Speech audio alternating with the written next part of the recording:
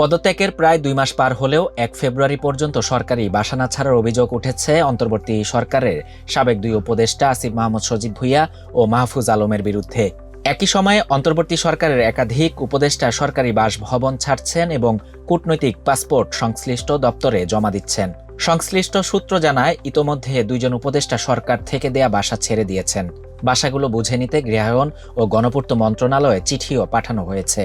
অন্যদিকে ৩ জন উপদেষ্টা এবং চুক্তিভিত্তিক নিয়োগ পাওয়া একজন ঊর্ধ্বতন কর্মকর্তা তাদের কূটনৈতিক পাসপোর্ট পররাষ্ট্র মন্ত্রণালয়ে জমা দিয়েছেন।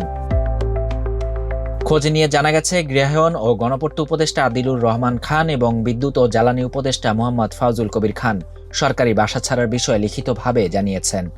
আরও কয়েকজন উপদেষ্টা আগামী ১২ ফেব্রুয়ারি অনুষ্ঠিত হতে যাওয়া জাতীয় সংসদ নির্বাচনের আগে সরকারি বাসা ছেড়ে দেবেন এবং কূটনৈতিক পাসপোর্ট জমা দেবেন বলে জানা গেছে।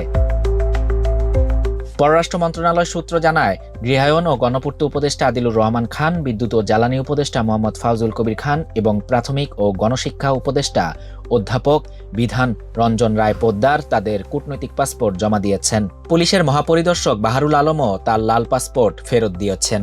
এ বিষয়ে গতকাল ১ ফেব্রুয়ারি ডিপ্লোম্যাটিক করেসপন্ডেন্স অ্যাসোসিয়েশন বাংলাদেশ আয়োজিত এক অনুষ্ঠানে পররাষ্ট্র উপদেষ্টা মোহাম্মদ তৌহিদ হোসেন বলেন, ভবিষ্যতে বিদেশ সফরের প্রয়োজন বিবেচনায় অনেক উপদেষ্টা আগেভাগেই কূটনৈতিক পাসপোর্ট জমা দিচ্ছেন।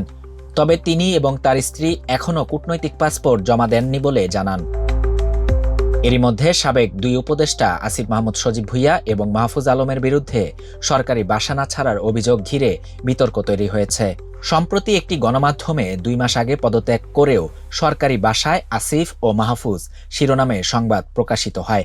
এই প্রতিবেদনকে মিথ্যা ও উদ্দেশ্য প্রণোদিত দাবি করেছেন সাবেক যুব ও ক্রীড়া উপদেষ্টা এবং জাতীয় নাগরিক পার্টির মুখপাত্র আসিফ মাহমুদ।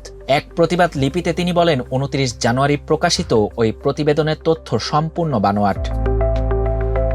সংশ্লিষ্টরা মনে করছেন, উপদেষ্টাদের বাসা ছাড়ার উদ্যোগ এবং কূটনৈতিক পাসপোর্ট জমা দেওয়ার মাধ্যমে স্পষ্ট হচ্ছে অন্তর্বর্তী সরকার নির্বাচনের পর দ্রুত দায়িত্ব হস্তান্তরের প্রস্তুতি নিচ্ছেন।